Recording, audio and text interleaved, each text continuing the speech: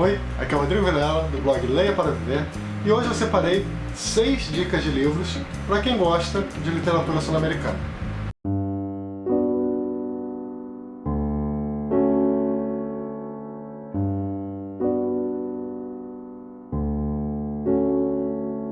Olha, essa não é uma lista dos melhores escritores sul-americanos, tá? Até porque eu nem tenho a pretensão e a ousadia de fazer uma lista desse tipo. A lista que eu preparei hoje não tem autores nacionais e é totalmente baseada nas leituras que eu fiz. No caso, dos 6 livros que eu mais gostei. O primeiro livro é o 1, 2 e Já, da escritora uruguaia Inês Bortagaray. Esse livrinho conta simplesmente a história de uma viagem em família, composta pelo pai, pela mãe e por 4 filhos, sendo que 3 são meninas e 1 é menino. O livro é basicamente composto pelos pensamentos de uma dessas filhas, que no caso é a irmã do meio. A narrativa que é feita por ela traz muitas reflexões sobre a viagem em si e também sobre coisas aleatórias. O que mais me agradou nesse livrinho aqui é o fato de que ele mexe muito com a nossa memória afetiva, sabe? Como, por exemplo, as viagens que muitos de nós fizemos durante a infância. O livro também tem uma coisa meio que de ditadura por ali, de uma forma bastante sutil, mas que cria muitas dúvidas. Eu pelo menos tive. Fiquei um pouco em dúvida quanto ao fato dessa viagem ser uma viagem realmente de lazer ou talvez uma espécie de fuga, não sei. O próximo livro é uma antologia de poemas do Pablo Neruda.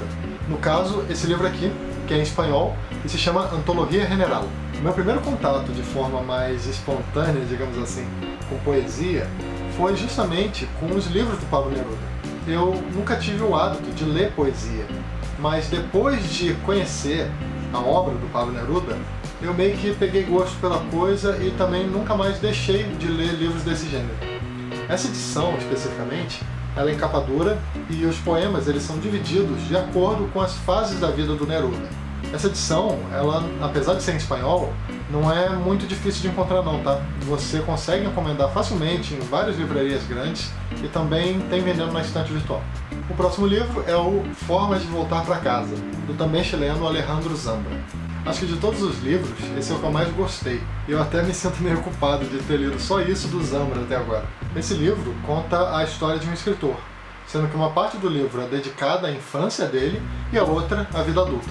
Quando criança, ele viveu no período da ditadura chilena, mas não tinha muita ideia do que estava acontecendo, e os seus pais também não tinham se envolvido em praticamente nada. Já adulto, ele tenta falar sobre as suas memórias desse período através de um livro.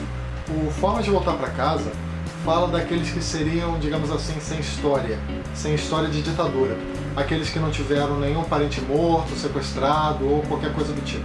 É engraçado, né, que numa visão estereotipada de ditaduras, sempre se pensa em pessoas politicamente engajadas, principalmente aquelas que são oposição ao governo.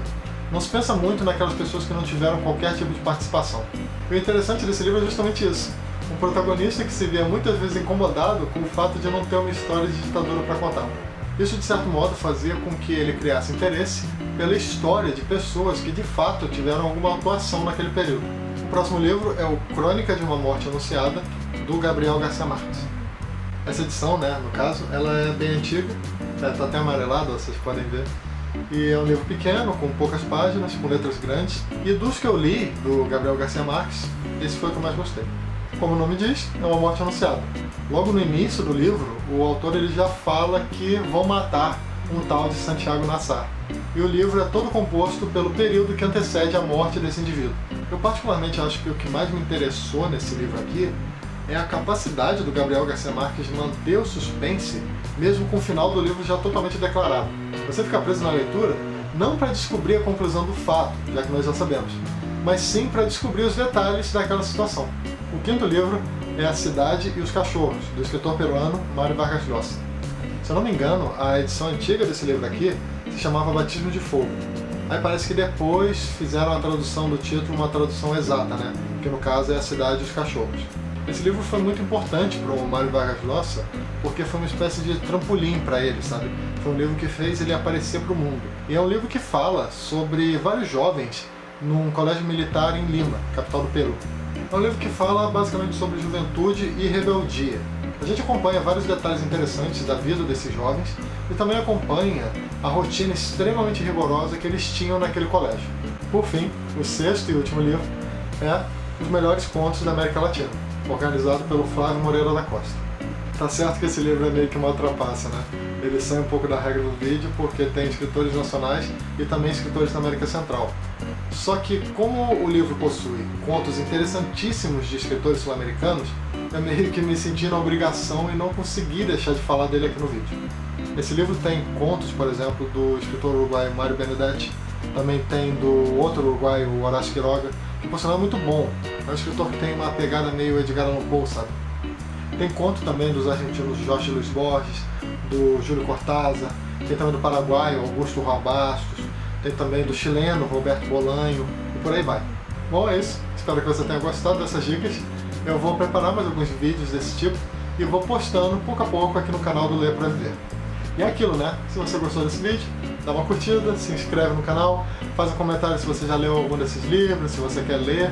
E eu também quero te convidar para visitar o meu blog, o leiaparaviver.com.br. Beleza? Então é isso. Até o próximo vídeo. Tchau!